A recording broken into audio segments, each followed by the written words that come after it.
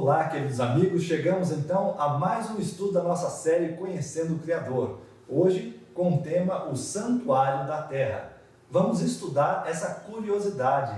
Nós vemos que na Bíblia fala que o povo de Deus do passado, o povo de Israel, tinha um santuário onde habitavam ali o seu Deus. Sim. E tinha uma profunda comunhão com o seu povo. Ok. Não é isso, irmão Daniel? Com certeza. Nós vamos entender, queridos, que Deus ele passou um modelo, né? Passou Exatamente. uma forma em que ele pudesse habitar no meio do seu povo. Vamos então, a partir desse momento, agora a partir da pergunta número 1, entender de forma mais clara, sempre com base nas Escrituras, e nós aqui observamos novamente. Abra sempre a sua Bíblia. Nós estamos aqui fazendo o estudo com o acesso, com a facilidade do computador, mas abra sempre a sua Bíblia e confira a cada verso que nós iremos citar. Exatamente. Irmãos, é muito importante nós compreendermos as curiosidades e os detalhes desse santuário terrestre, porque ele é sombra das coisas futuras, nos fala em Hebreus. Então vamos estudar com muita atenção realmente essa parte dos 27 estudos. Ok. Vamos então à pergunta de número 1. O lugar aonde Deus habitava com os homens era um santuário? Abra sua Bíblia no livro de Êxodo 25, no verso 8. Vamos ver essa ordem que Deus nos deu.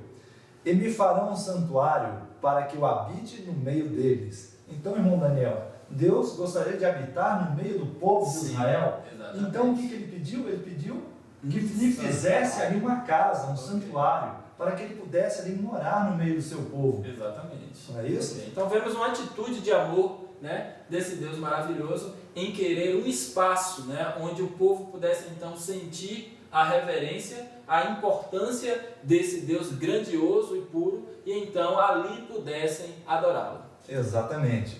Pergunta de número 2. O santuário apresentava uma tenda ou barraca de armar? Então, o santuário ele era desmontável? Ele montava e se desmontava? Era uma barraca de armar? E por que disso, né? Okay. Porque os israelitas, eles ficavam mudando de lugar para lugar. Vamos estudar isso na Bíblia em Êxodo capítulo 40, versículo 18 a 19. Levantou, pois, Moisés o tabernáculo, lançou as suas bases, armou as suas tábuas, e nestas meteu os seus travessões, levantou as suas colunas. Estendeu a tenda por cima do tabernáculo e pôs a cobertura da tenda sobre ela, em cima, como o Senhor lhe ordenara. Então nós encontramos aqui um texto esclarecendo para nós, irmão Geandro e querido amigo, que foi dada uma ordem a Moisés que fizesse algo semelhante a uma tenda, né? Esse tabernáculo, e de maneira que fosse então desmontável, para que, como o irmão Geandro já disse a princípio, quando então o povo de Israel fosse necessário tornar a viajar, facilmente ele então desmontasse e tomasse então o seu rumo. Exatamente. Vamos então à próxima pergunta de número 3. Vislumbre o que havia no pátio do santuário. Tente enxergar, tente agora refletir com base nos textos bíblicos o que havia ali naquele espaço. Êxodo 40, verso 29 e o verso 30 e também o 33. Abra sua Bíblia novamente. E pôs o altar do holocausto à porta do tabernáculo da tenda da congregação, e sobre ele ofereceu holocaustos e ofertas de alimento, como o Senhor lhe ordenara. Próximo texto. Pôs também a pia entre a tenda da congregação e o altar, e nela pôs água para lavar. Versículo 33. Levantou também ao pátio, ao redor do tabernáculo e do altar, e pendurou a cortina da porta do pátio. Assim Moisés acabou a obra. Então vemos aqui, irmãos, que realmente a tenda da congregação, ou seja, a casa em que Deus habitava, ela tinha como se fosse uns muros de cortinas. Sim. Não era isso? Exatamente. Que separava ali o povo da tenda. Verdade, irmão Geandro. E olha, o texto esclarece, né, de forma muito objetiva para nós, dizendo que no pátio, de frente ao santuário, ficava um altar feito de bronze, sobre o qual os sacerdotes ofereciam sacrifícios. Próximo a esse havia uma pia em que eles se lavavam. Então havia dois utensílios importantes naquele pátio: a pia e o altar de sacrifício. Exatamente. Uma, ali o sacerdote lavava suas mãos, e a outra ele queimava as ofertas Sim. pacíficas diante do Senhor. Ok, exatamente. Vamos então agora à pergunta de número 4. Descreva os utensílios existentes no lugar santo. Abra sua Bíblia novamente em Êxodo 40, verso 22, verso 24 e também no verso 26. Pôs também a mesa da tenda da congregação ao lado do tabernáculo para o norte, fora do véu. Pôs também na tenda da congregação o candelabro de fronte para a mesa, ao lado do tabernáculo para o sul.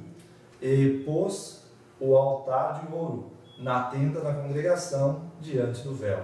Então, nós vemos ali que diante do véu, onde se ocultava o lugar santíssimo, Sim. tinha um outro altar, diferente do altar onde se queimava as ofertas. Exatamente. Esse era um altar de incensário, segundo Daniel. Verdade. E ali, à direita do altar, quem estava para frente, ficava ali justamente as lâmpadas, né? As Isso. lâmpadas que iluminavam, o candelabro, Sim. iluminava todo o lugar santo. Sim. E à esquerda, então, do altar estava ali a mesa, né? Exatamente. O lugar onde era posto então os pães, né? Exatamente. O lugar de adoração. E o que será que esses pães representavam? O Né? pão da vida, Exatamente. nosso Senhor Jesus. Exatamente. A nossa Ok. dependência, né, de nos alimentarmos a cada dia de nosso Senhor Jesus. Vamos então à pergunta de número 5. O que havia no lugar santíssimo do santuário? Êxodo 40, versículo 20 a 21 e 26, versículo 33. Então tomou o testemunho e pô-lo na arca, ajustou a arca os varais e pôs-lhe o propiciatório em cima. Depois introduziu a arca no tabernáculo e pendurou o véu da cobertura e assim resguardou a arca do testemunho como o Senhor lhe ordenara. Pendurarás o véu debaixo dos colchetes e porás para dentro do véu a arca do testemunho. Este véu vos fará separação entre o lugar santo e o santo dos santos. Então, irmão Geandro, nós encontramos aqui todo um cuidado da parte de Deus orientando a Moisés com a arca. O que havia de tão importante nessa arca que deveria ser colocada no lugar santíssimo? Exatamente. Ali havia o que? Os 10 mandamentos Exatamente. da lei de Deus. A norma de vida e de procedimento moral que o ser humano tem que ter. Exatamente. Exatamente. Aquela lei que foi então escrita pelo dedo de Deus nas pedras e dada para Moisés, para que então o povo pudesse obedecer e servir a esse Deus maravilhoso. Vemos aqui, está aparecendo para você uma ilustração de como isso funcionava na prática. Vamos à pergunta de número 6. Ok. O sacrifício contínuo, ou seja, o sacrifício diário, era oferecido de manhã e à tarde? Novamente, abra sua Bíblia no livro de Números 28, versos 1 a 4.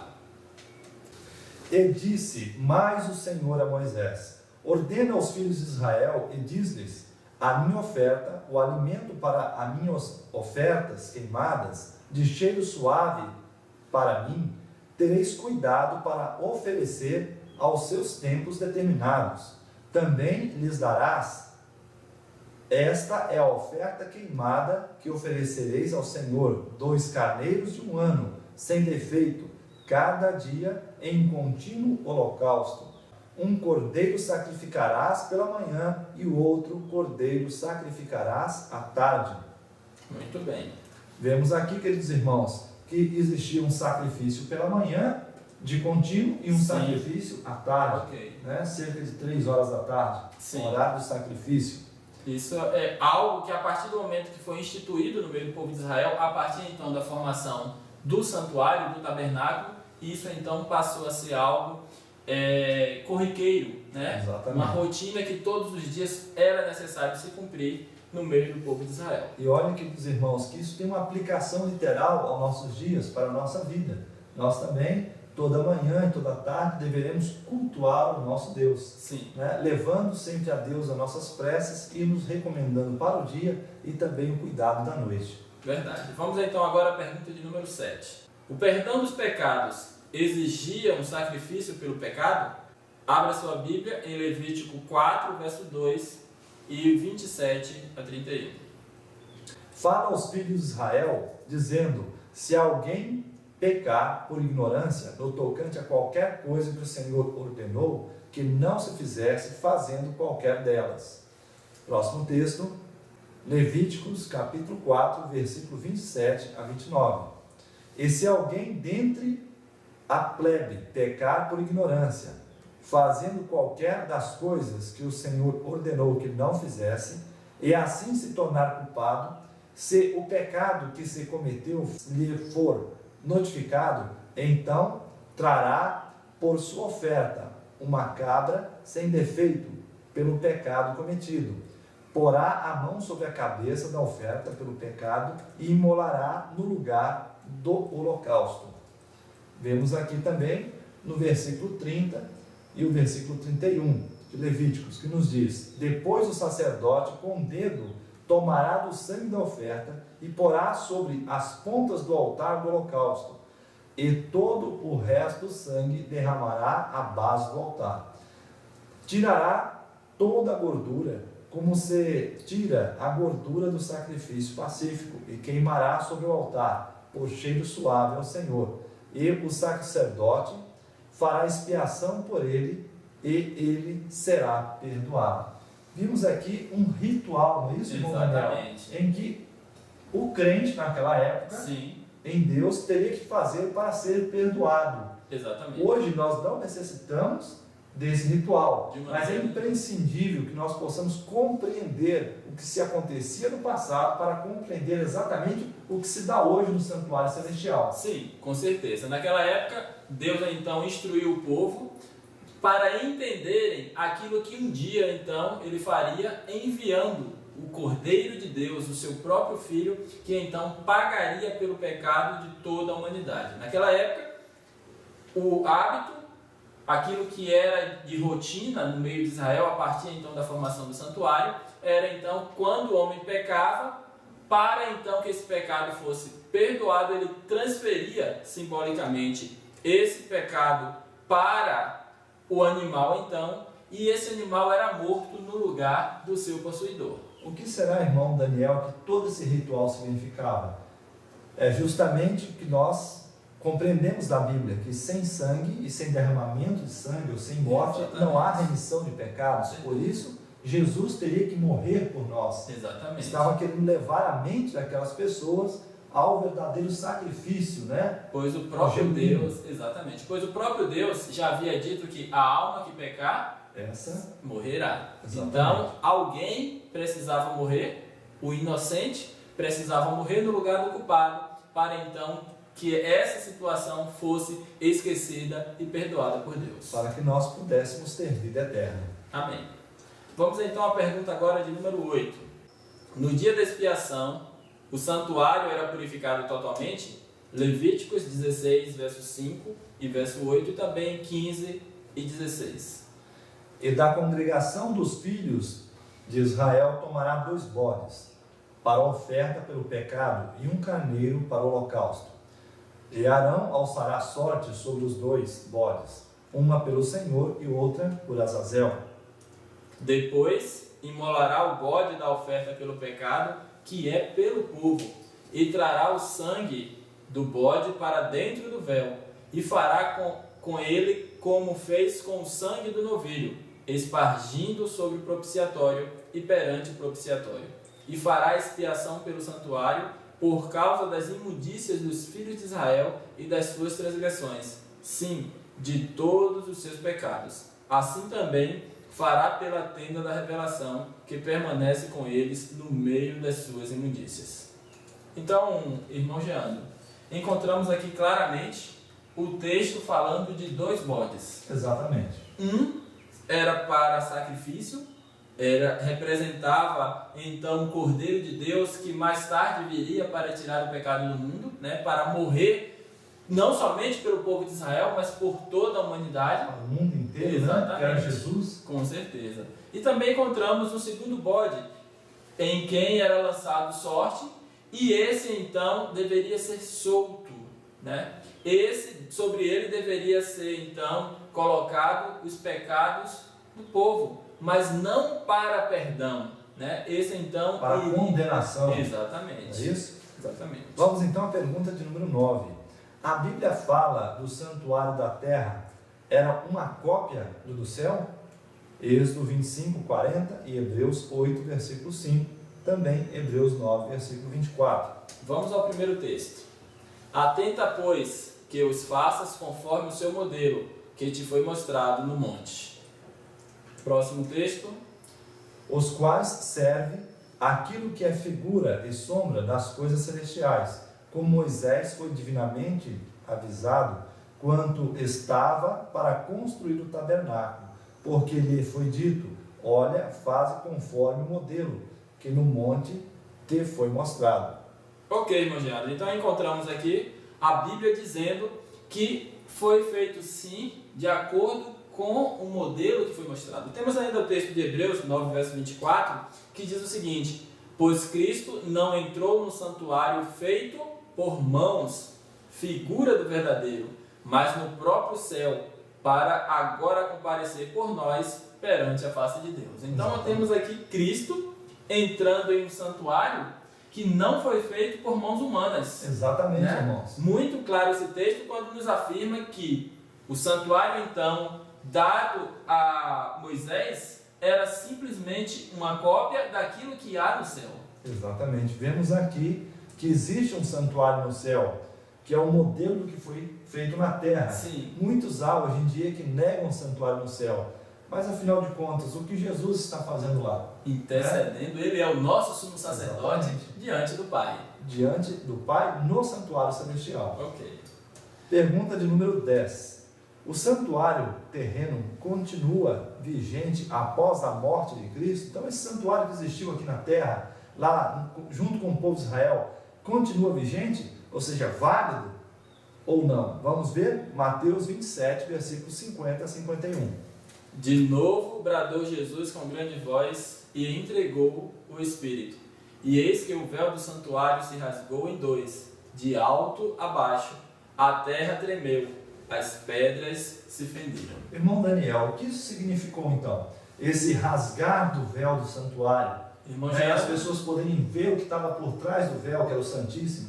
Nós entendemos que, de acordo com as Escrituras, todo aquele ritual, tudo aquilo que era feito, meu querido amigo, naquele santuário, começou então, a partir daquele momento, a perder o seu sentido, porque aquele então, que era figurado por tudo aquilo que acontecia no ritual do santuário, ele estava ali agora pendurado numa cruz, morto como Cordeiro de Deus, dando real sentido a tudo aquilo que havia acontecido durante muitos anos no santuário. Cumprindo assim todas as promessas de Deus e todas as profecias feitas sobre ele, desde que existiu o pecado no mundo. Exatamente. Vamos continuar estudando então, agora a pergunta de número 11. Onde Jesus, nosso sumo sacerdote, oficia atualmente? Vamos compreender ainda melhor isso. Hebreus capítulo 8, versículo 1 e 2. Ora, do que estamos dizendo? O ponto principal é este.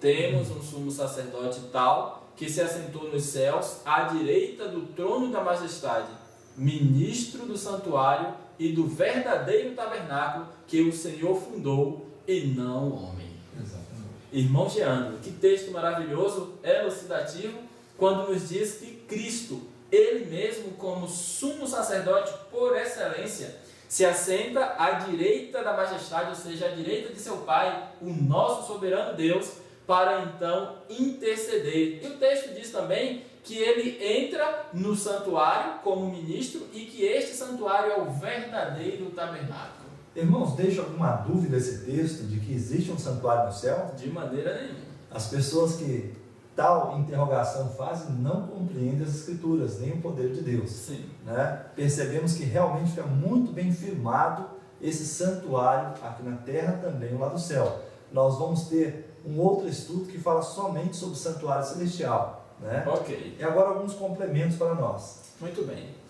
Assim como Cristo, por ocasião de sua ascensão, compareceu à presença de Deus a fim de pleitear com seu sangue em favor dos crentes arrependidos, assim o sacerdote, no ministério diário, aspergia o sangue do sacrifício no lugar santo em favor do pecador. Exatamente. Então, irmão Geandro, nós encontramos a Bíblia trazendo para nós a revelação nesse estudo, através de um santuário terrestre, aquilo que Deus então tem de mais maravilhoso para nos revelar. É verdade, irmão Daniel. E nós estamos percebendo, irmãos, através dessa divisão que existia no santuário terrestre, que agora nós devemos adentrar no santuário celestial. Exatamente. Que existe no céu, o qual Jesus é o sumo sacerdote. Sim. Nós agradecemos a Deus por ter mais essa oportunidade de estar junto com vocês e vamos continuar orando para que estejamos juntos na próxima estudo. Até a próxima, então. Deus os abençoe. Que Deus continue abençoando a sua vida e que você aceite este Cordeiro de Deus que tira o pecado do mundo. Amém.